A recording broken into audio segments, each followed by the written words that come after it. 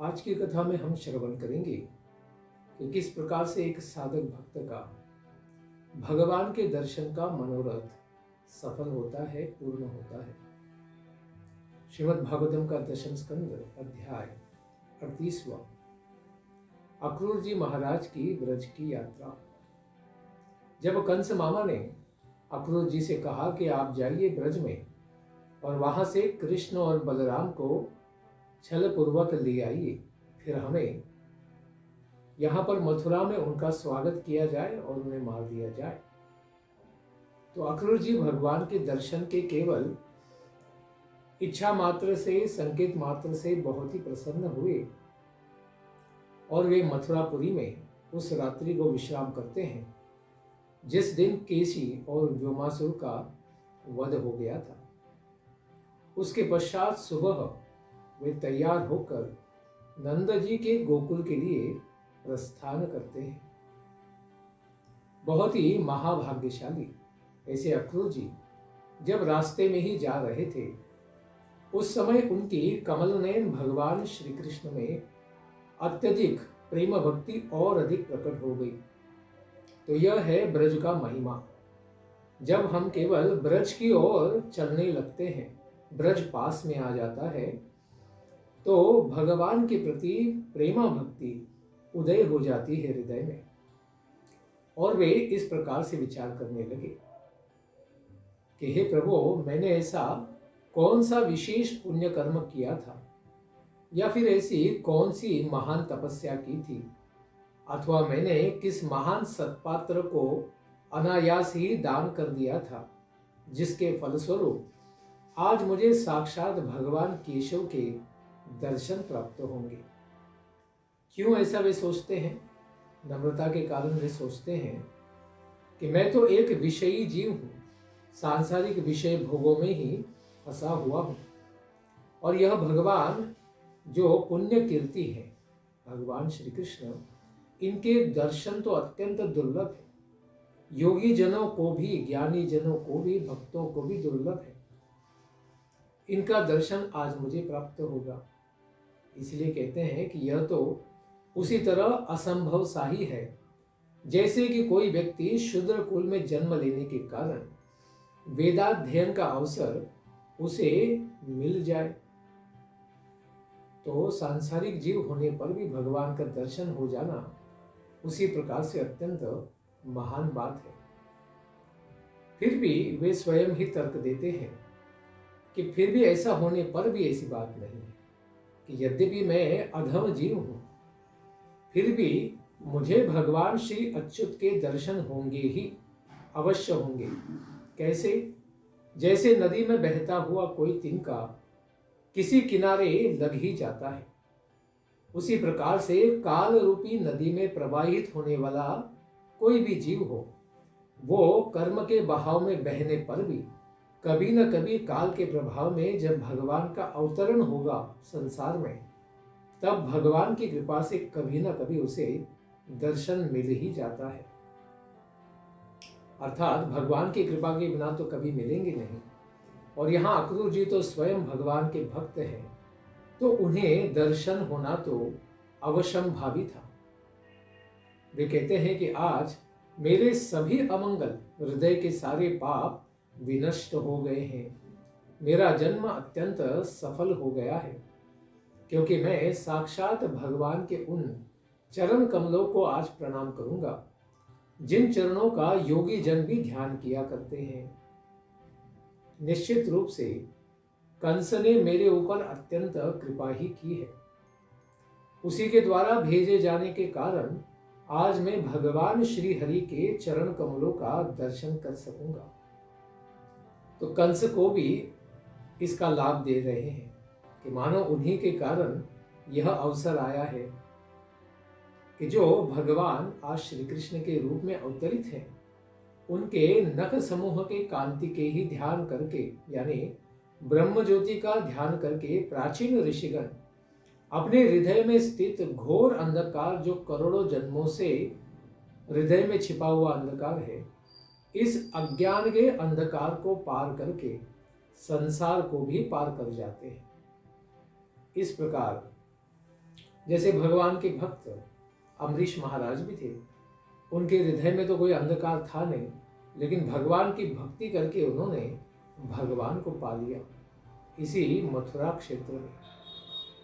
इसी प्रकार वे सोचते हैं कि भगवान के जिन चरणों की अर्चना ब्रह्मा, शिव और इंद्र आदि संसार के बड़े से बड़े देवता भी करते हैं, और माता लक्ष्मी भी उन्हीं भगवान के श्री चरण कमलों की सदा सेवा में लगी रहती हैं।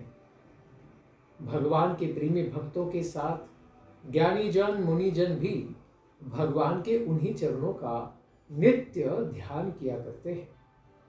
श्री भगवान के वे ही चरण गौओं को चराने के लिए वन वन में विचरण करते हैं।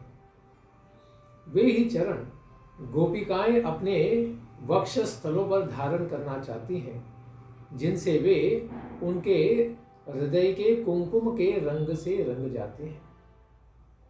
श्री भगवान तो भोग एवं मोक्ष दोनों प्रदान करने वाले हैं, इसीलिए कोई भोगी है, कामी है, अर्थार्थी है, उनका भी भगवान कल्याण करते हैं, और जो मुमुक्षु है, मोक्ष की कामना करते हैं, उनका भी भगवान कल्याण करते हैं। इसीलिए उनका एक नाम मुकुंद भी हुआ है। उनके सुंदर कपोल एवं नासिका से युक्त मंद मंद मुस्कान, प्रेम पूर्ण चितवन तथा कमल के समान अत्यंत मनोहर नेत्र से मनोज्ञ तथा काले घुंघराले केशों से घिरे हुए मुख का दर्शन मैं अवश्य ही आज करूंगा, क्योंकि मेरे दाहिने पार्श्व से होकर मृग संचरण कर रहे हैं। क्योंकि सामने ही शुभ शकुन को भी देखते हैं, उनके दाहिने हाथ से मृग आदि विचरण कर रहे हैं। भगवान इतने महान है, इस संसार में अवतरित होते हैं इस पृथ्वी का भार दूर करने के लिए। वे अपनी इच्छा से ही इस प्रकार से गोकुल में विशेष लीला कर रहे हैं। वे संपूर्ण सौंदर्य के एकमात्र आश्रय विग्रह हैं। वे ही साक्षात भगवान विष्णु हैं। उनका आज अवश्य ही मुझे दर्शन मिलेगा। इस प्रकार अपने नेत्रों का फल आसानी से ही अवश्य प्राप्त हो जाएगा, क्योंकि भगवान इतने सुंदर है। रुक्मिणी देवी भी आगे कहेंगी कि भगवान भुवन सुंदर है।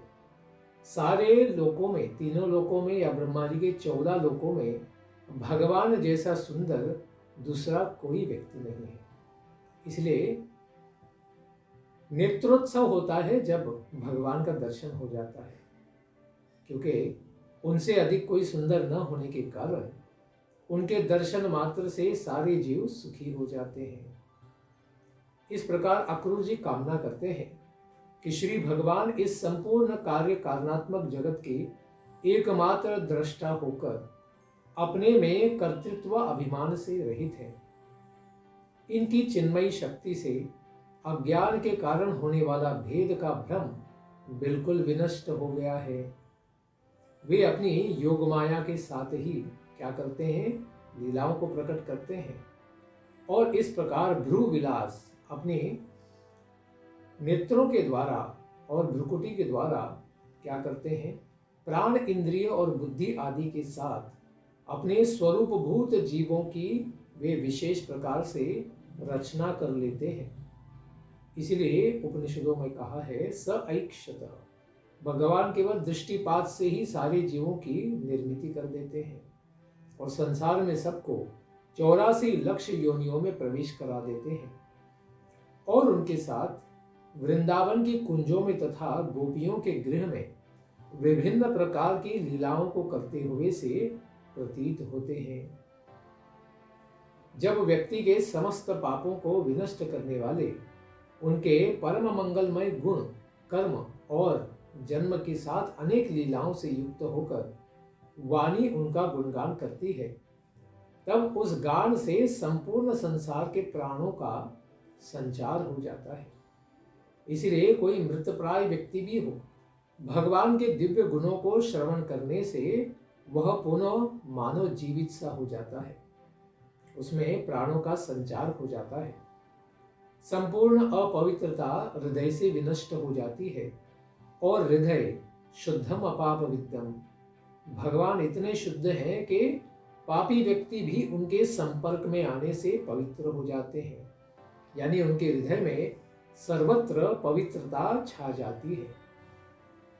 किंतु जिस वाणी से उनके गुण और लीला आदि का कभी भी वर्णन नहीं किया जाता है, वे वाणी तो शवों को ही सुशोभित करने वाली है, क्योंकि मृतदेह ही है जिसकी कोई वाणी निकलती नहीं है।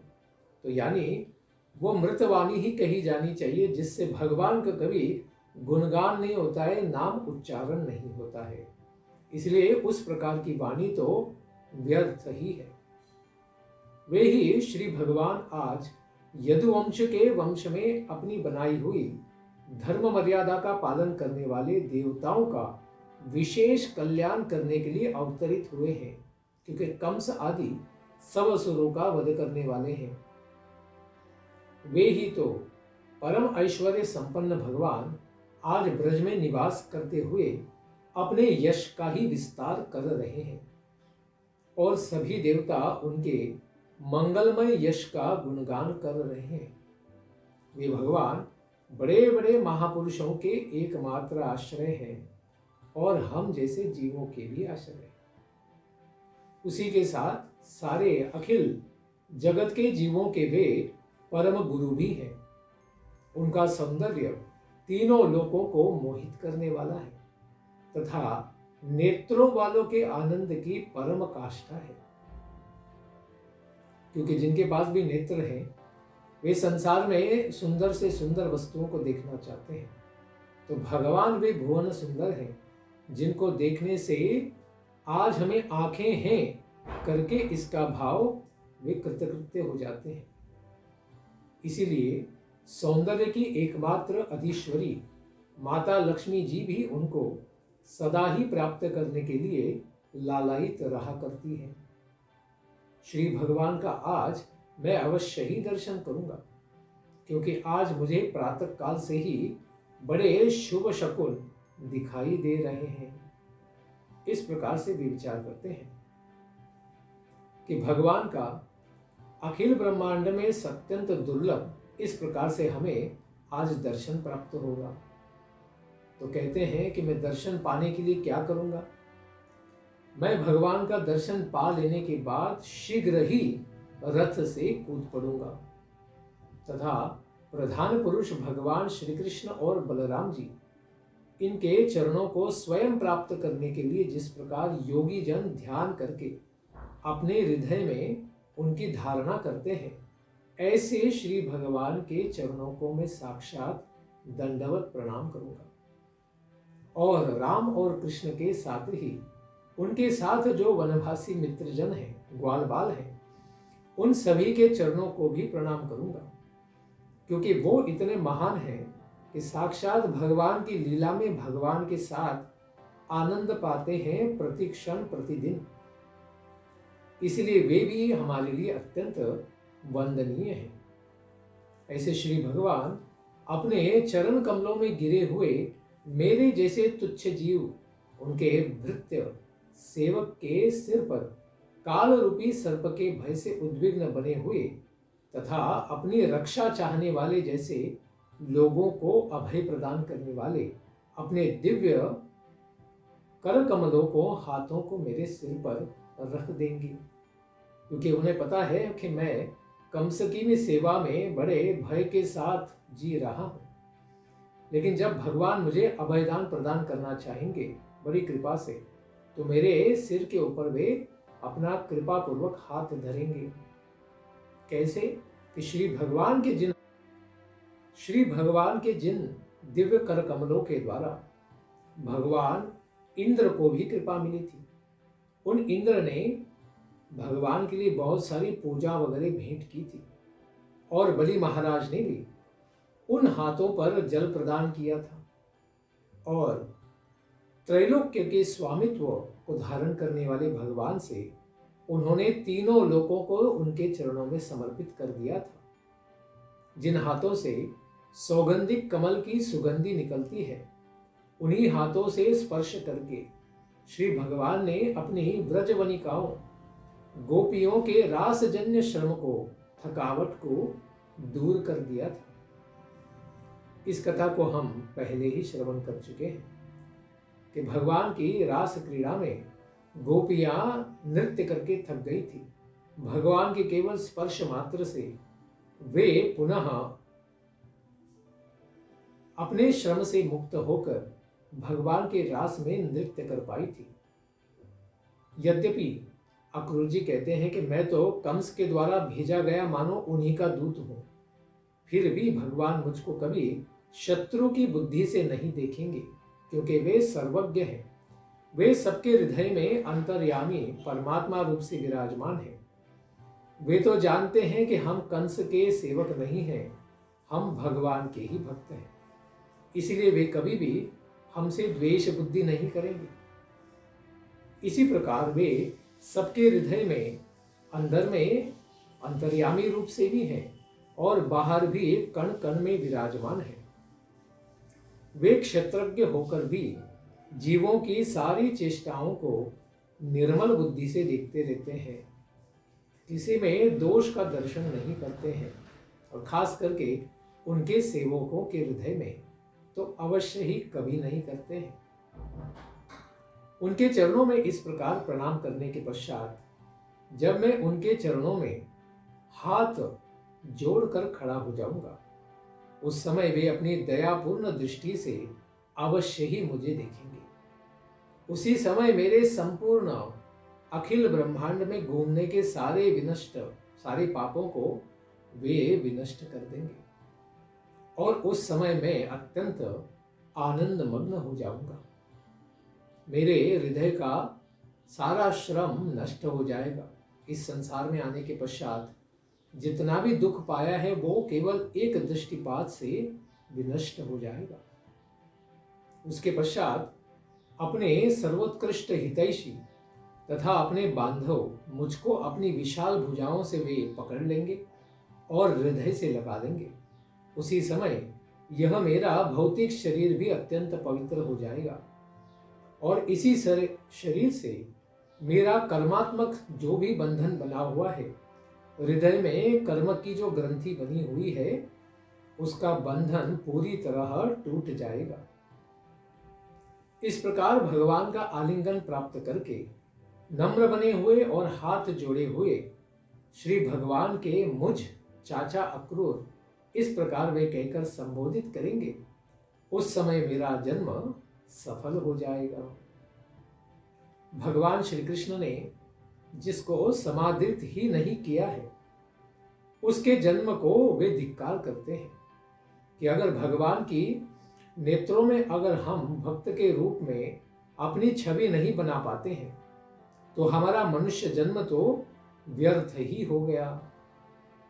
लेकिन अक्रूर जी कहते हैं कि हमारा जन्म तो आज अवश्य ही सफल हो जाएगा। उनको न तो कोई अत्यंत प्रिय है, न कोई हितैषी, न कोई द्वेष्य या उपेक्ष है। वे सबके लिए समान दृष्टि रखते हैं कि सारी जीव उन्हीं के अंश मात्र है। फिर भी जैसे कल्पवृक्ष अपने नीचे आकर याचना करने वाले को जिस तरह मुंह मांगी वस्तुएं प्रदान कर देता है, उसी तरह भगवान भी अपने भक्तों को समस्त पुरुषार्थ प्रदान कर देते हैं। लेकिन क्या करना पड़ेगा? भगवान के व्रज में आकर उनके चरणों में प्रणिपात करना पड़ेगा, नमस्कार करना पड़ेगा। इस प्रकार से अगर कोई करता है तो उसका अवश्य ही भगवान कल्याण करते हैं। यहाँ पर प्रश्न करते हैं कि अपने हितैषियों आदि का आलिंगन पूर्वक कुशल प्रश्न पूछना तो जीव का धर्म ही है। कोई किसी का चाचा मामा है तो अवश्य ही उनके बारे में कुशल प्रश्न करेंगे। यह भगवान श्री कृष्ण क्यों करेंगे? क्योंकि वे तो सबके पिता है या सब जीव उनके अंश हैं। भौतिक रूप से तो किसी से उनका कोई संबंध नहीं है। तो इसके उत्तर में कहते हैं कि दैत्य यानी भगवान को जो प्रिय और प्रिय के विपरीत अप्रिय होता है, वह भौतिक दृष्टि में आता है। परम हितैषी सुहृदतम को कहते हैं, और इन सबों के विपरीत आचरण करने वाले को द्वेष्य कहते हैं या देश्य कहते हैं। इन सबों से जो भिन्न होता है उसको उपेक्ष कहते हैं। श्री भगवान को कोई भी प्रिय इत्यादि नहीं है, फिर भी भगवान अपने भक्तों को अनुग्रहित करते हैं। क्यों? क्योंकि भगवान के भक्त हमेशा ही भगवान के चरणों को क्या करते हैं? पखारते हैं, उनके चरणों में ही प्रार्थना करते रहते हैं। और जिस प्रकार से भक्त है उस प्रकार से भगवान उसको अनुग्रहित करते हैं। किसी को सांसारिक यश चाहिए तो वो भी देंगे, जैसे ध्रुव महाराज को। किसी को मोक्ष की अपेक्षा है तो उन्हें वो भी देंगे, जैसे प्रहलाद महाराज को। इस प्रकार से जो जो मांगेंगे उस प्रकार से भगवान ये यथा माम प्रपद्यन्ते तांस तथैव भजाम्यहम्, जिस भावना से कोई भजन करता है उसी प्रकार से भगवान उनको कृपा करते हैं। यद्यपि भगवान इनमें तो वैषम्य दोष कभी नहीं होता है, फिर भी वे अपने भक्तों को ही फल प्रदान करते हैं, क्योंकि कल्प वृक्ष के बाहर यानी उनके पास न आने वाले जीव को कल्प वृक्ष भी कल्याण नहीं करते हैं। इस प्रकार से भगवान के चरणों तक जब तक हम पहुंचेंगे नहीं, जब तक उनके चरणों का आश्रय नहीं लेंगे, उनके भक्तों के चरणों का आश्रय नहीं लेंगे, तब तक भगवान भी हमारा कल्याण नहीं करेंगे। इस प्रकार अक्रूर जी कहते हैं कि जब मैं उनके सामने सिर झुकाकर खड़ा हो जाऊंगा, उस समय यदुश्रेष्ठ बलराम जी मुस्कुराते हुए वे भी मुझे अपने हृदय से लगा लेंगे। फिर मेरे दोनों हाथ पकड़कर मुझे अपने दिव्य घर के भीतर ले जाएंगे और उसके उपरांत मेरा हर प्रकार से सत्कार करेंगे। उसके पश्चात वे अवश्य ही पूछेंगे कि कंस हमारे घर वालों के साथ किस प्रकार से व्यवहार करता है, क्योंकि देवकी और वसुदेव क्या कंस के साथ कभी संतुष्ट रह सकते हैं, सम्मानित हो सकते हैं? सुखदेव गोस्वामी कहते हैं, इस तरह से भगवान कृष्ण के विषय में चिंतन करते हुए श्वफल्क के पुत्र अक्रूर जी गोकुल के पास पहुंच गए और उसी समय सूर्यास्त भी हो गया।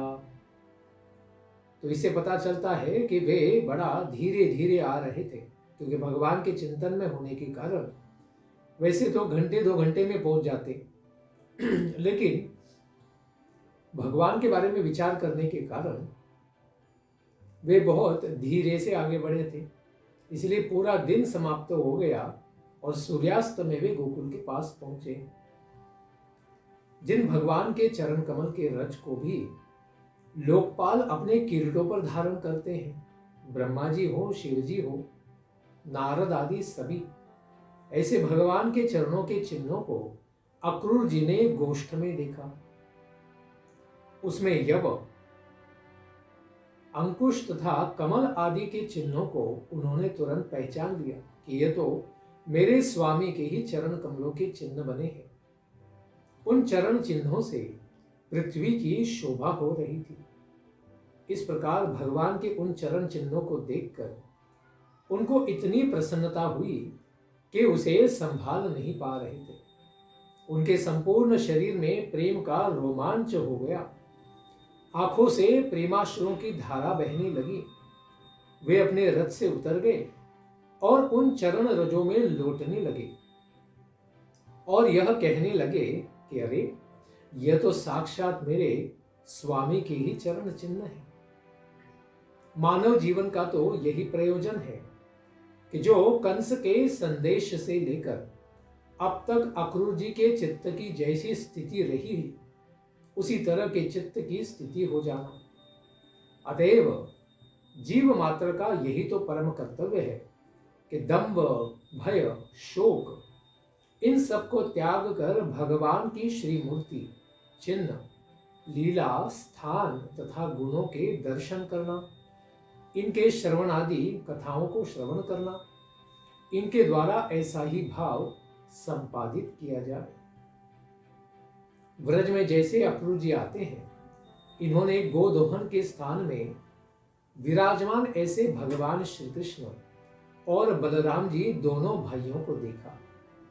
भगवान श्री कृष्ण अत्यंत सुंदर पीतांबर धारण किए हुए थे और बलराम जी ने नीलांबर धारण किया था। उन दोनों के नेत्र कमल पुष्प के समान अत्यंत मनोहर थे। उन दोनों लोगों की किशोरावस्था प्राप्त थी। भगवान श्री कृष्ण श्याम वर्ण के, बलराम जी गौर वर्ण के थे। वे संपूर्ण शोभा की खान थे। उनकी भुजाएं क्योंकि अजानुलंबित है, घुटनों तक उनकी भुजाएं लंबी लंबी थी और उनका मुखमंडल मनोज्ञ था। वे दोनों अत्यंत ही सुंदर दिख रहे थे। उनकी चाल गज शावक के समान ही मनोज्ञ थी। हाथी के बछड़े की तरह अत्यंत सुंदर चलते थे। उनके चरण चिन्ह ध्वज, वज्र, अंकुश तथा कमल के चिन्हों से चिन्हित पद चिन्हों से संपूर्ण ब्रज को उन्होंने सुशोभित करके रखा था। वे दोनों महापुरुष अपने मुस्कान युक्त चितवन से सुशोभित उनके नेत्र दया और औदार्य से परिपूर्ण थे।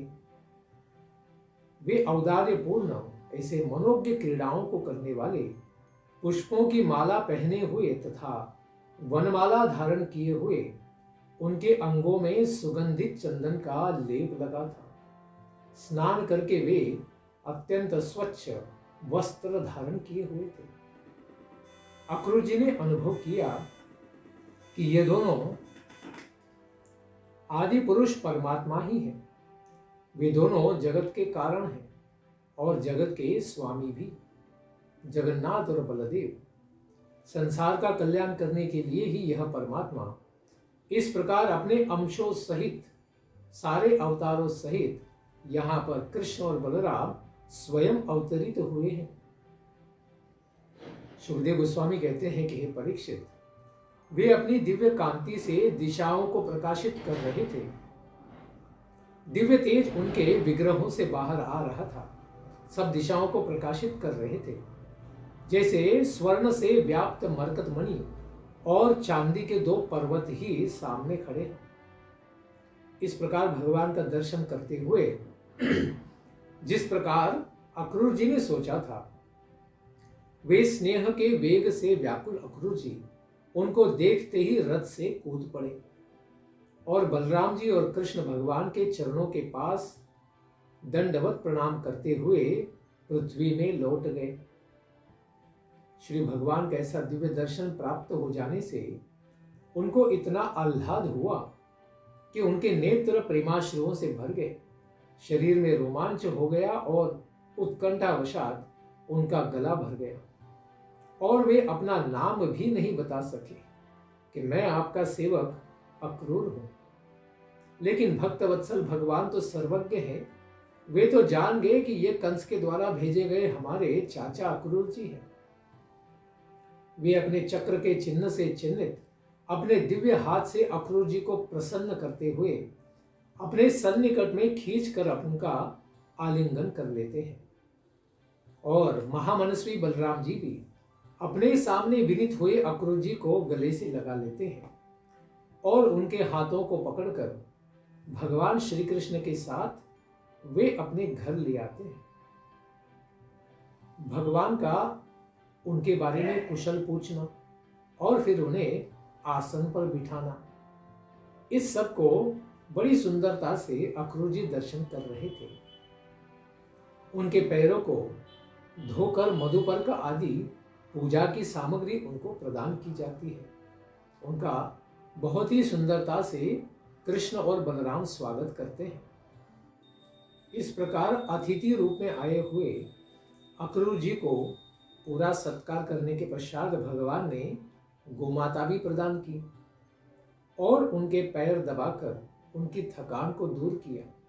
फिर बड़ी श्रद्धापूर्वक उनके गुणों से युक्त, यानी भगवान के ही गुणों से युक्त ऐसे दिव्य अन्न को भोजन कराए, यानी भगवान का महाप्रसाद उन्हें प्राप्त हो गया।